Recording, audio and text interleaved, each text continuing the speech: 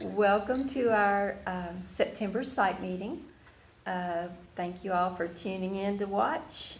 We have several things to talk about today. We hope everything's going well in your classroom. We've been out and about doing ITERs. We're going to talk about a little bit of that today, and so we're excited to share with you what we have to say today. First thing on your discussion is ITERs improvement plans. We've been out doing ITERs. They've been going really well. If your overall score is below a 5, you will have a formal improvement plan. If it's just a section, for example, activities is below a 5, then we'll just give you some feedback on how you can improve that score and what you can do differently next time. So far there hasn't been any improvement plans formally, but as we continue, just know that if that score is below a 5, you will have an improvement plan. Just wanted to discuss in-kind. We want that to improve. Some of our sites don't have as much. We want you to know that home visits, just for doing that initial home visit, I think it's $110. It's $110 of in-kind credit that we get. Yes, so you should be filling out that form, turning that into your CCS to get credit for that. Other good ways is the reading log. They can utilize that lending library, fill out the reading log. We also have the take-home kinder music items that they can take home, do that activity, bring that back. Home to school activities, you can utilize that family tab in TSG. You can pick their age, what objectives you want to work on, and it will shoot you out an activity that you can send home if they bring it back. Signed, we just have to have the date they did it, the student, their birthday, and how much time they spent on that activity. Anything else about in-kind you can think of? We really can't overstate the importance of it, because we talk about how that Head Start is early Head Start is a free program, but it really is not. The in-kind is the parents' participation in the program, so it's really, really important that they understand the in-kind process. And as teachers and as directors, you're the ones that have contact with them on a daily basis, so you're the ones that can explain that to them. If you have any questions about that, just shoot us an email, let us know, or send parents to speak with your CCCS, and they should have the information that they need. Our ITERS tip of the month. Personal care routines requires that if the same sink is used for diapering, toileting, hand washing, then it must be sanitized before children or adults wash hands for meals or meal preparation. For example, let's say that you're changing diapers, you're going through that process, you change a couple of kids, and then it's time for lunch.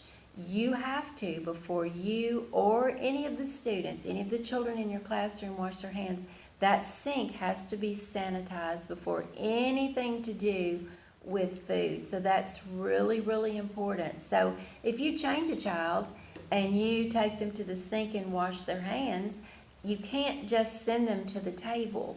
You have to be sure that that sink is sanitized and hands are washed in a sanitized sink before anything to do with eating or sending children to the table. Anything else about that? If you have any questions about that, just let us know. We've seen several scores on ITERs brought down because of this, because children are being changed, teachers washing their hands in the sink, and then when it's lunchtime or when it's snack time, nobody has sanitized the sink. So, curriculum fidelity. This is a part of our performance standards, and I know everybody's probably saying, we just did curriculum fidelity. And you kind of did, but we have to do this twice a year according to our standards. So you're going to receive a curriculum fidelity tool by October 1st. We need you to fill it out. There's nothing punitive about it. Nobody's getting in any trouble for anything that it says on there. Just answer it honestly. It's so important that we carry out our curriculum to fidelity. And so we're required to do this twice a year. And just be sure that those get back to your director. The directors will be able to print them out from an email that we've sent. and then return that tool to us at the November 6th directors meeting. Make sure that that your directors have those and that they're able to return those to us. If your director forgets to get you one of those or forgets to print those out and gives them to you, please remind them. It's very important to our program that we have these back. Due this month, TSG checkpoints are due Friday, September 27th. We want to be sure that we have adequate supporting documentation in TSG. We do not want to finalize any checkpoints with no documentation, so we need to have a good amount of documentation there to support those checkpoints. Upcoming training and events.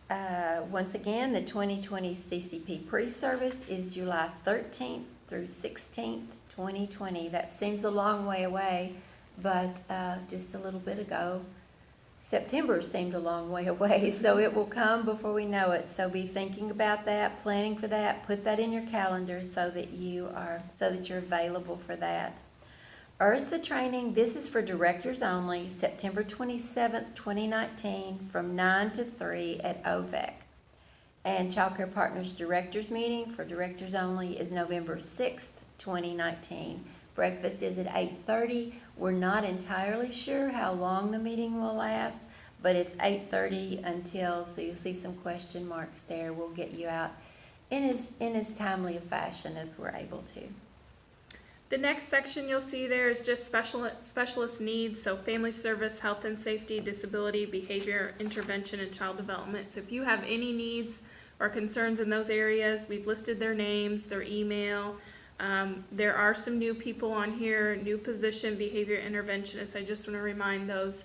She is to be used for behaviors only. So we want to be sure if it's a behavior or a disability, we're calling on the correct person. So if you need any clarification with that, please contact one of us and we will help you. Our school readiness focus of the month is item number 2, goal number 2 under your school readiness goals. It says that children will engage in positive interactions through secure relationships with consistent, responsive adults. And I put a little quote under there that I love to remember. Every child is one caring adult away from being a success story. Many of the children that we serve, they have things. Some of them have had trauma in their lives. Some of them are going through things, and we need to. I know we talked at pre-service about putting on those trauma glasses and thinking about not the child's behavior, but what is underneath that behavior and how can we connect to them. I saw a really good article. Some of you may have seen it as well, a week or so ago, that said we talk a lot about attention-seeking behaviors. What if we change that to relationship-seeking behaviors? Because truly, that's what children are seeking sometimes when their behaviors aren't what we would like them to be. So we want to be sure that whatever children we have in our classroom, that we're engaging with them in positive interactions, that we are working on our relationships with them with consistent, responsive actions from us. So the TSG objective for that is number 2A, which says forms relationships with adults. And we just listed under there some things for you to remember and some ways for you to connect with children that help to cement that relationship that you need with them. We said to greet children in a welcoming way. Individual reading with children, with them snuggled up in your lap or sitting close to you on the floor, is so important to your relationship with them. Baby doll circle time is a way that we can model empathy for children. So that's super important. Think about if you have children of your own, or if you don't, maybe nieces or nephews or children that are super close to you, super important to you. Think about how you want your child or yourself treated. Harsh voices have no place in an early childhood classroom. We've had a few challenges with this lately, and we both know what it's like to be in a classroom. We know that sometimes behaviors get to the place where it feels out of control. But we are modeling for children here again as well, just like Baby Doll Circle Time. We're modeling for them how to handle their emotions, what to do when they have big emotions, what to do when they feel overwhelmed. So if we're using harsh, loud voices, then children feel like it's okay for them to use harsh, loud voices as well. So we want to be sure that we're modeling for them and that we're using the best developmentally appropriate practice that we can when dealing with the children that we are serving. And then make goodbyes meaningful and pleasant, even if you're so glad that that parent is there to take that sweet little thing home. Make those goodbyes to the children meaningful and pleasant. Next on our list is curriculum fidelity. So this month we're highlighting in part 2 H and I. So H is materials for children's use are labeled with pictures and words and stored on low open shelves where the children can reach them easily. Item I is materials are mounted on the wall at children's eye level and protected from damage. So we've listed some actions that you can do to help meet that goal. So use the labels that include English and children's home language supplied by OVEC. Utilize display viewers for artwork and photos. Please do not use tape or any other adhesives that damage the wall to hang any of your display.